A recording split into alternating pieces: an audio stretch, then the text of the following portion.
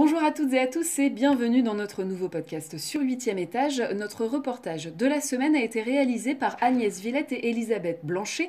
Elles se sont rendues dans l'une des seules mines digitales officielles d'Europe, en Suisse. Du coup, pour décrypter le monde des crypto-monnaies et des mines digitales, nous avons choisi de faire appel à Gilles. Gilles réalise sur YouTube des vidéos de vulgarisation sur l'économie et la finance sous le pseudo Eureka. Gilles, bonjour. Bonjour.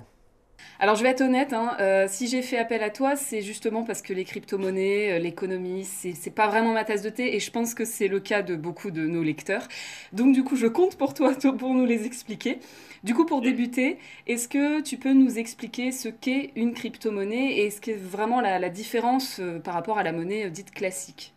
Alors, je pense que le meilleur moyen d'approcher les crypto-monnaies, c'est de se représenter ça comme du liquide, de l'argent liquide.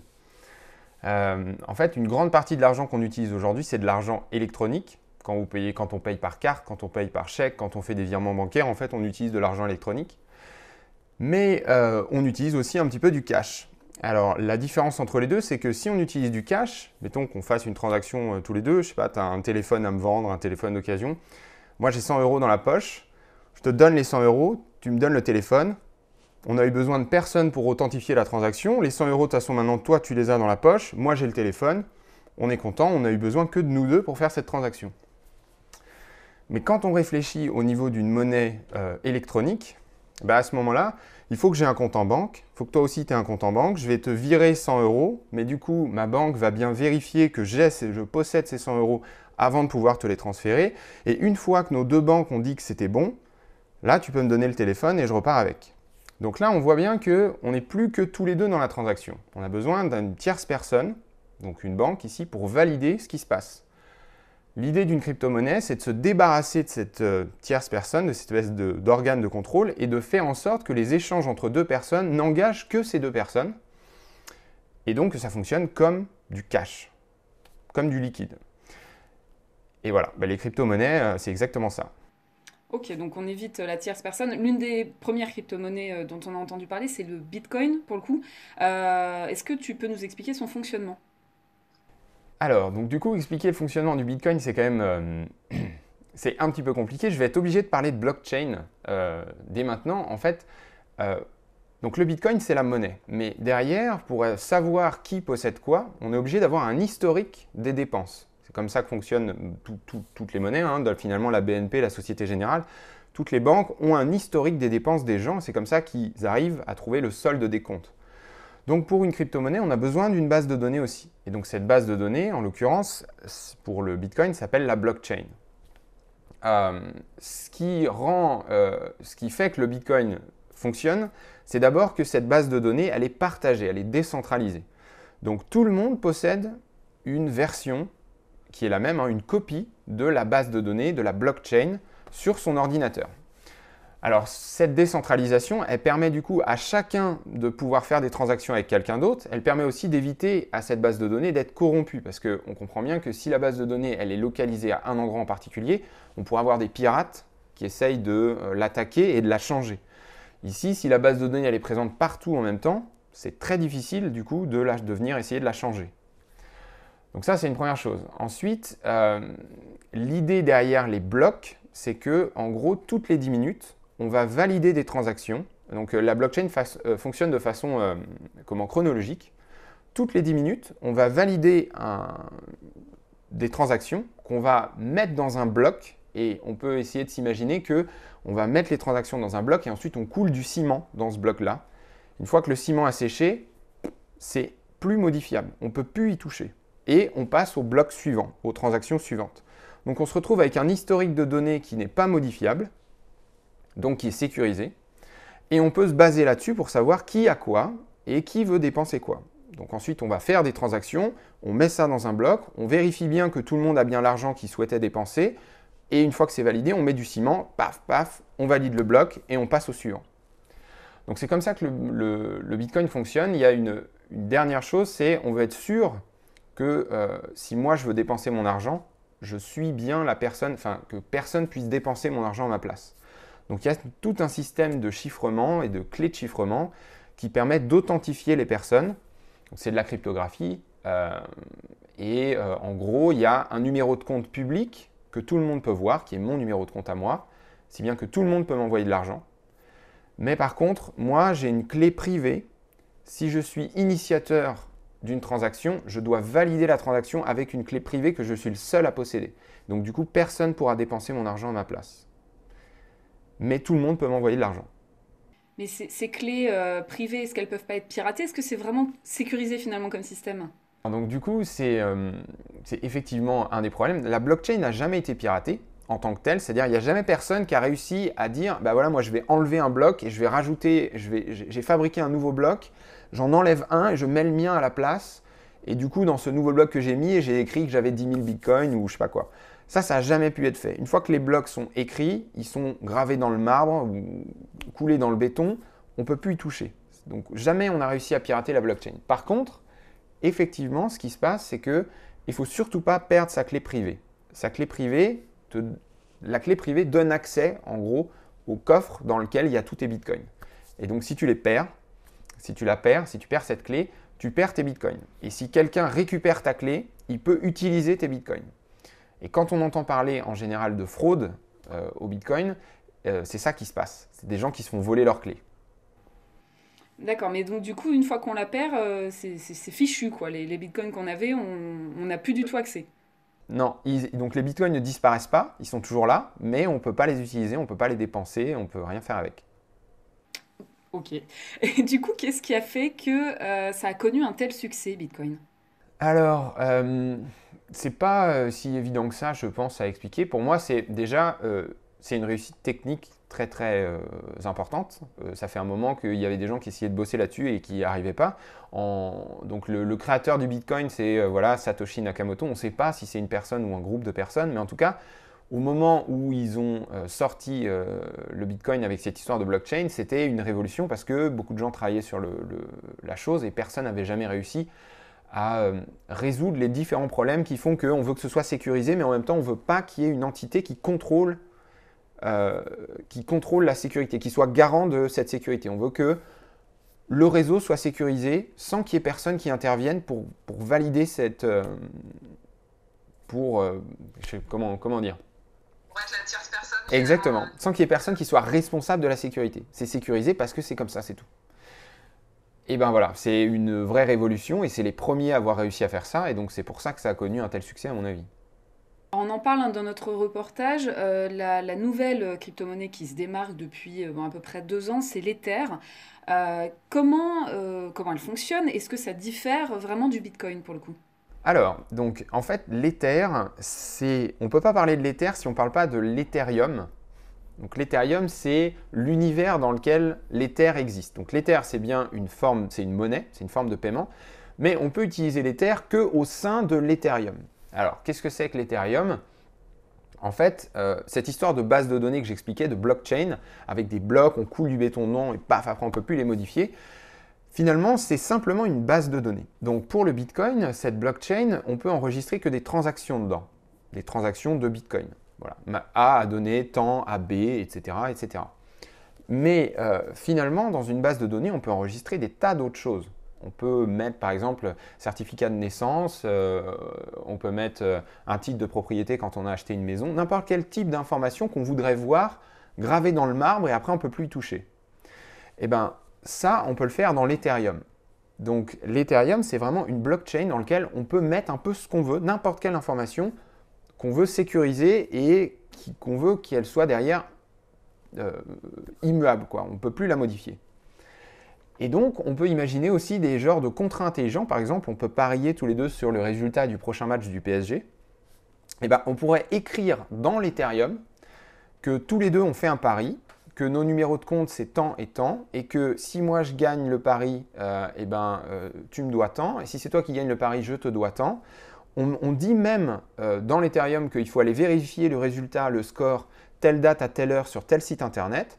On valide tout ça, on coule du ciment par-dessus, bam, le contrat est plus modifiable et en automatique, il va aller vérifier le score sur le site renseigné, etc. Et il va effectuer la transaction entre nous deux comme défini dans ce contrat intelligent, entre guillemets. Et du coup, ici, il va y avoir un échange d'argent, je vais gagner ou tu vas gagner le pari. Et ben, cet échange d'argent, il se fera en Ether parce que c'est un contrat qui est situé dans l'Ethereum et donc tout ce qui est transaction dans l'Ethereum se fait en Ether. Voilà. Donc c'est ça la différence principale avec le Bitcoin. Le Bitcoin, c'est que des échanges de monnaie. L'Ether, c'est une base de données dans laquelle on peut mettre un peu ce qu'on veut. Et si jamais il y a des transactions, ça se fera avec de l'Ether. D'accord, donc ça permet peut-être un peu plus de souplesse. Est-ce que du coup ça permet aussi de faire plus de transactions en moins de temps? Parce que c'est un des reproches qui est fait à Bitcoin, hein. Alors oui, effectivement, donc l'idée des blocs, encore une fois, on va petit à petit mettre des transactions dans les blocs et ensuite on va les valider, couler du ciment par-dessus. Donc pour le Bitcoin, ça fonctionne toutes les 10 minutes. Toutes les 10 minutes, on a un nouveau bloc qui est créé. Pour l'Ethereum, c'est plus rapide. C'est une blockchain qui est plus rapide que ça. Pour être très honnête, je ne sais plus exactement le temps. Je crois que c'est quelques secondes ou quelques minutes. Voilà. Donc, on peut faire un peu ce qu'on veut après avec ça, hein. Il y a des discussions même en interne au sein de Bitcoin pour justement accélérer le temps que met un bloc avant d'être formé. Mais maintenant, il y a beaucoup d'inertie dans Bitcoin, il y a beaucoup de gens qui, c'est censé être participatif, tout le monde a son mot à dire, donc du coup, ça devient très difficile de prendre des décisions. Au sein de l'Ether, comme ils ont créé ça il n'y a pas très longtemps, ils ont fait un peu ce qu'ils voulaient, quoi. Alors justement, l'Ether, j'ai entendu parler aussi de Monero, de Zcash. Alors toutes ces crypto-monnaies, on imagine bien qu'elles se sont inspirées de Bitcoin. Comment est-ce qu'elles peuvent survivre du coup maintenant aujourd'hui? Alors en fait, on peut toujours apporter un truc un petit peu différent. Par exemple, au niveau de la blockchain et du Bitcoin, on disait que le problème, c'est la clé privée. On peut perdre sa clé privée, on peut se retrouver du coup, à ne plus avoir accès à ses Bitcoins. Ça, il y a des moyens de sécuriser ces clés privées et il y a des sociétés qui le proposent aujourd'hui pour le Bitcoin, qui vous proposent donc de conserver votre clé privée pour vous, parce qu'après tout, si le disque dur lâche et qu'il y avait la clé privée sur le disque dur, ben c'est fini. Donc du coup, on va mettre ces clés dans le cloud, en gros, et ce cloud est géré par une entreprise. Mais donc du coup, il y a des gens qui disent, bah, alors dans ce cas, c'est plus décentralisé. On est encore, de nouveau, à faire confiance à une tierce personne qui va nous rendre un service et qui va se mettre au milieu des transactions. Donc on peut essayer d'inventer une nouvelle forme de monnaie qui ne soit pas Bitcoin, où le système de sécurité fait que la clé privée, elle est conservée en automatique directement dans la blockchain, où on peut essayer de trouver un moyen pour qu'il n'y ait pas besoin d'une entité qui vienne conserver les clés. Donc ça, c'est une première chose. Une autre chose, c'est, par exemple, dans le Bitcoin, c'est anonyme, mais ce n'est pas privé. Donc en gros, ce qui se passe, c'est que quand moi, je dépense mes Bitcoins, il y a marqué clairement que tel numéro de compte a envoyé de l'argent à tel numéro de compte. On ne sait pas qui sont les gens derrière ces numéros de compte, mais en cherchant bien et en regardant, tiens, lui, c'est marrant, il a reçu une paire de chaussures, et puis justement dans la blockchain, j'ai vu qu'il y a machin qui a dépensé tant et c'est le même prix, on peut peut-être réussir à retrouver la personne derrière le numéro de compte. Pareil, on peut réussir à chiffrer différemment, crypter différemment les données pour faire en sorte que ce soit encore moins facile de retrouver la personne derrière.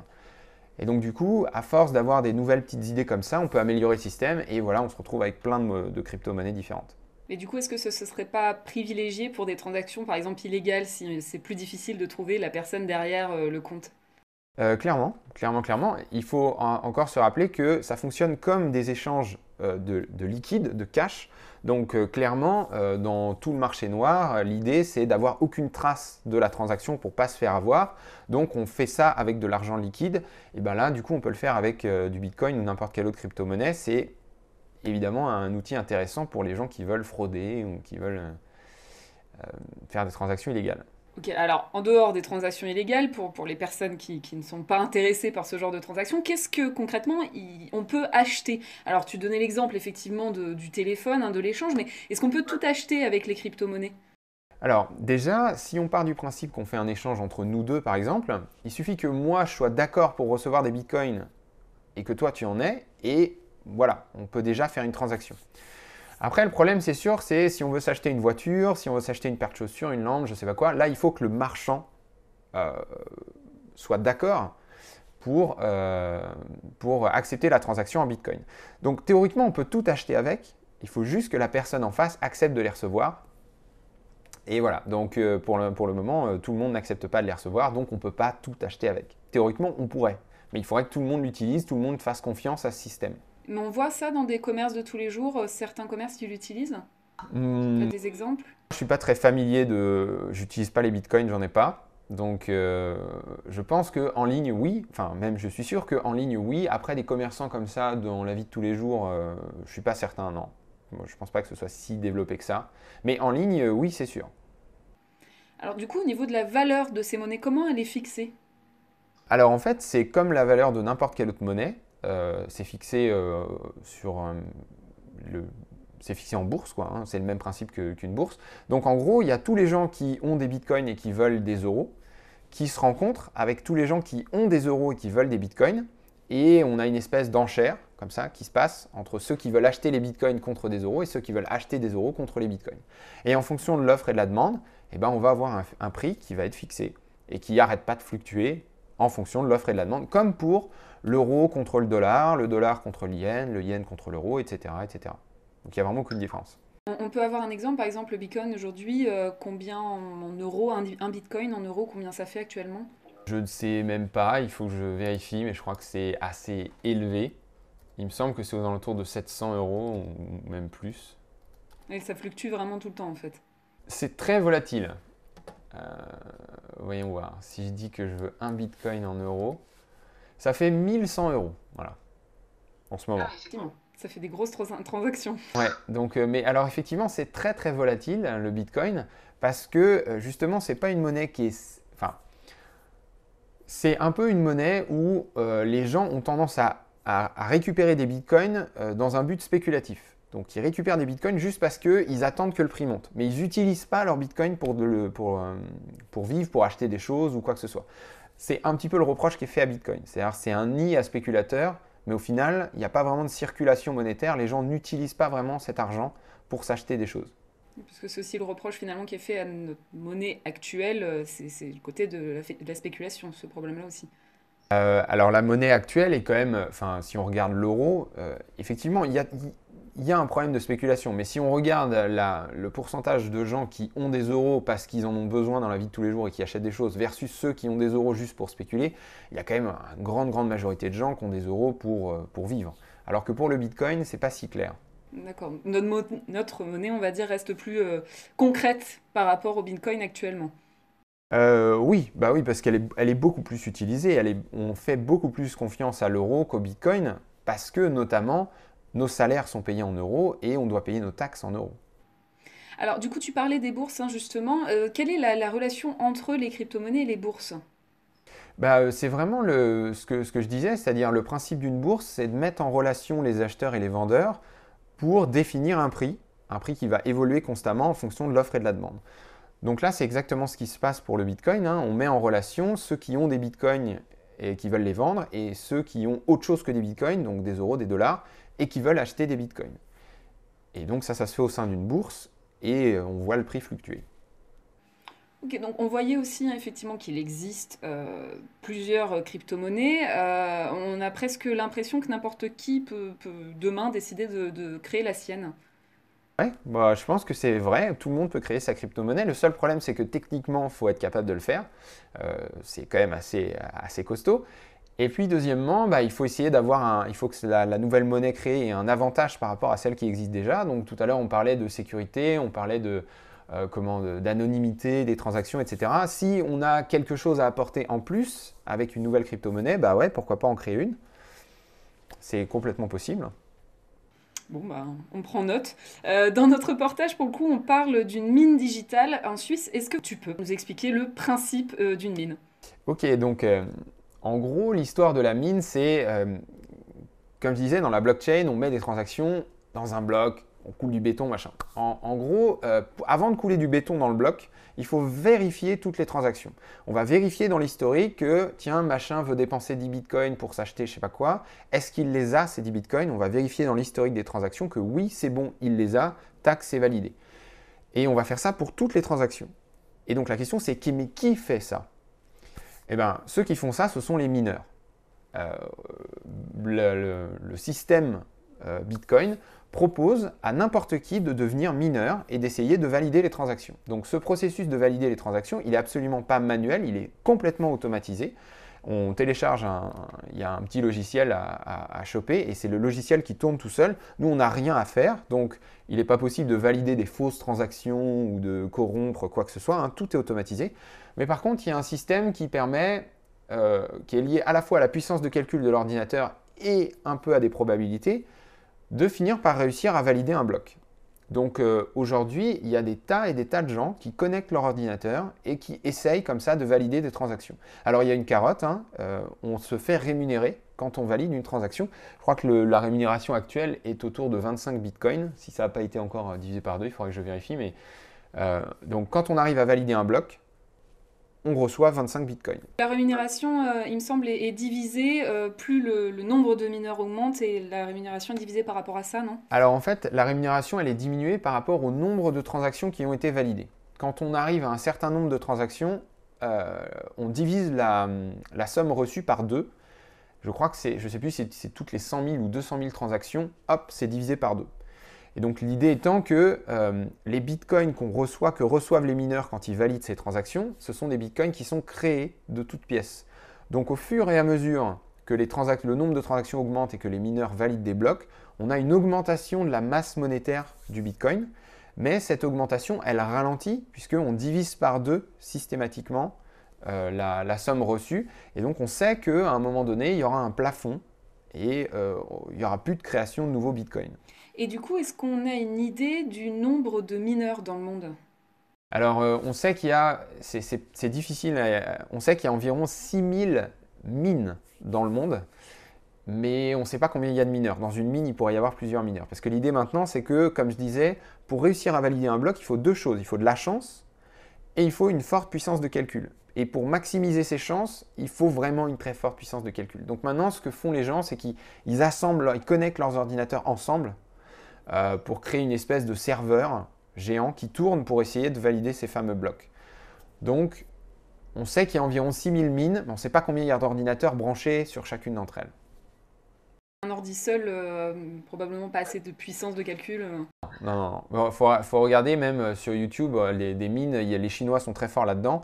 Et donc, ils montrent des entrepôts entiers avec des cartes graphiques connectées parce que les cartes graphiques sont plus adaptées pour résoudre le problème mathématique de validation. Et donc, ils connectent comme ça des centaines de cartes. Ils ont besoin d'une puissance phénoménale en termes d'apport électrique pour faire tourner tout ce truc-là. Ils ont besoin de refroidir. Enfin, c'est assez impressionnant à voir. L'idée derrière la création de ces crypto-monnaies, est-ce que tu penses que c'était dans le but de s'affranchir finalement du système actuel? Et est-ce que finalement on y arrive vraiment à s'en affranchir?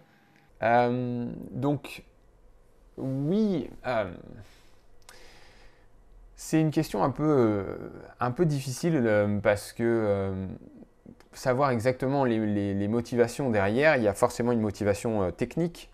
Parce que c'est un gros problème, c'était un problème, personne n'arrivait à le résoudre, donc voilà, celui ou ceux qui ont réussi à décrypter le truc, bah forcément c'est toujours intéressant de résoudre le puzzle, le mystère. Après, est-ce que l'idée c'était aussi de s'affranchir du système? Oui, sûrement, et ça le permet aussi sûrement, parce que derrière ces monnaies qui sont libres, il y a l'idée de chacun est libre de faire une transaction avec qui il veut, chacun est libre de dépenser son argent comme il veut, sans personne pour contrôler si c'est bien ou mal, sans personne pour vérifier s'il a le droit ou il n'a pas le droit. Chacun connaît les limites, c'est un peu toute la logique anarchique derrière, qui est de dire que la société pourrait fonctionner très bien si tout le monde était conscient des limites, mais personne ne doit les imposer. C'est collectivement, on met en place un système où chacun connaît les limites du système. Donc, c'est presque philosophique. Oui, ça le permet. Maintenant, il faudrait que ce soit accepté partout dans le monde, ou partout dans un pays pour que vraiment ça puisse se mettre en place. Est-ce qu'un jour on en arrivera là? Aucune idée. Le problème des crypto-monnaies, c'est que par exemple au niveau de l'État, c'est très difficile de récupérer les taxes. Parce que par exemple en France, c'est basé sur le système de la déclaration. Vous recevez de l'argent et ensuite vous déclarez, bah voilà, j'ai gagné tant. Mais derrière, l'État peut vérifier ce qui se passe. Et donc, il y a un peu aussi le bâton, attention au contrôle fiscal. Là, avec le Bitcoin, alors même avec d'autres crypto-monnaies encore plus sécurisées que le Bitcoin, où c'est très très difficile de remonter à la source des transactions, de voir qui a dépensé quoi, qui a reçu quoi, à ce moment-là, est-ce que les gens vont déclarer leurs revenus? Et donc, du coup, est-ce que l'État va réussir à collecter les taxes? Donc là, ça devient très difficile pour le système actuel tel qu'on le voit. Ça pose des problèmes aussi au niveau de la politique monétaire, par exemple. Une manière de réguler l'économie, c'est de jouer sur la création monétaire. Et si la création monétaire, elle est connue d'avance et elle fonctionne avec le Bitcoin et il n'y a plus une banque centrale ou des banques privées qui peuvent injecter des liquidités, créer de l'argent, et ben, du coup, on perd un outil économique, quoi. Mais du coup, justement, est-ce que le fait qu'il y ait des monnaies décentralisées, ça peut représenter une menace pour l'économie, pour notre monnaie classique aussi?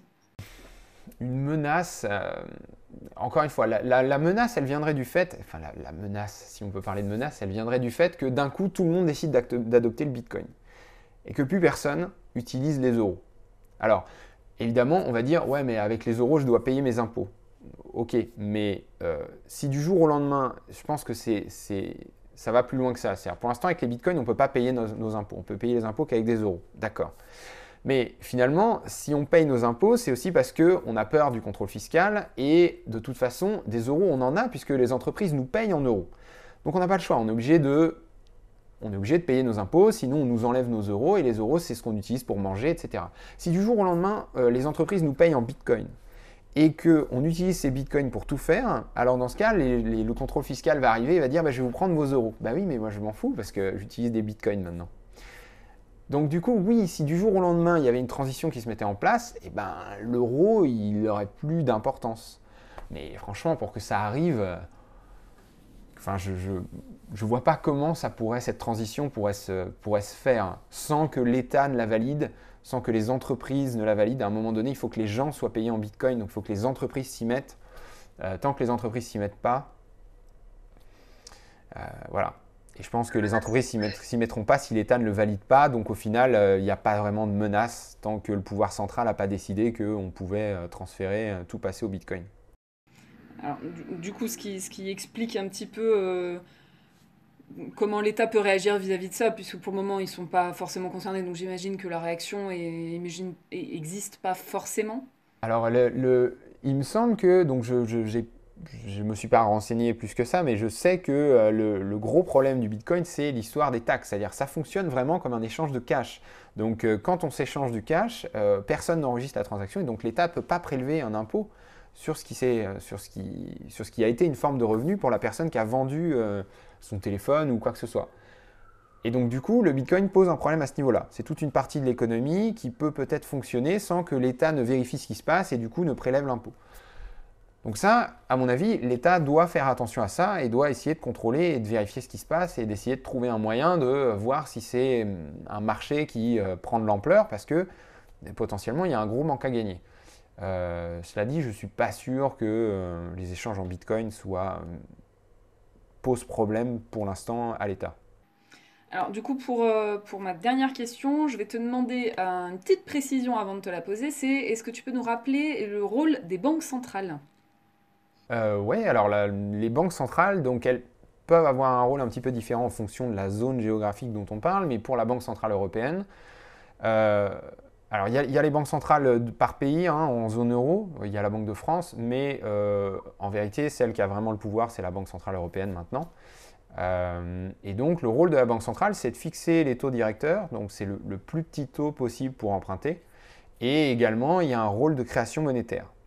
Même si il n'y a pas que la Banque centrale qui crée de la monnaie, les banques privées peuvent aussi créer de la monnaie. Voilà, c'est pas la même monnaie. Ok, alors justement, ça amène ma dernière question. Comment réagissent les banques centrales ou même juste les banques face aux crypto-monnaies? Alors, par rapport aux crypto-monnaies elles-mêmes, franchement, je ne sais pas. Je ne suis pas sûr que les banques centrales réagissent face aux crypto-monnaies.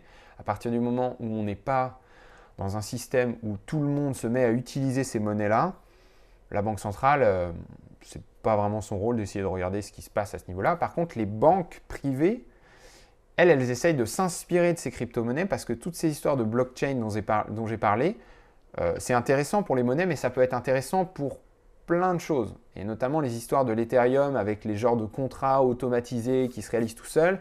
Quand on est une assurance ou quand on est une banque, ça peut avoir des applications business très très intéressantes. Ça peut permettre d'automatiser des tas de choses et donc d'économiser des sous. Et donc ça, ils regardent beaucoup ce qui se passe au niveau de la blockchain, mais pas vraiment au niveau du Bitcoin. Ils essayent de prendre la blockchain du Bitcoin et de la développer différemment pour qu'elle soit utile pour eux. D'accord. Pour le moment, ils s'en inspirent, mais ils le voient pas forcément comme une menace, justement, on le disait tout à l'heure. Parce que tant que tout le monde ne l'utilise pas, c'est pas vraiment une menace pour le moment. Exactement. Ok. Eh ben super, on va terminer là-dessus. Merci beaucoup. Du coup, j'ai tout compris. Donc j'espère que nos internautes aussi. Ok. En tout cas, merci beaucoup d'avoir participé à notre podcast. De rien. Du coup, si parmi nos internautes, il y en a qui s'intéressent à toutes ces questions, à l'économie, à la finance, ils peuvent se rendre donc sur ta chaîne YouTube, Eureka. Ouais. Voilà, donc on va terminer là-dessus. Et puis à tous nos internautes, je vous dis à la semaine prochaine pour un nouveau podcast sur 8e étage.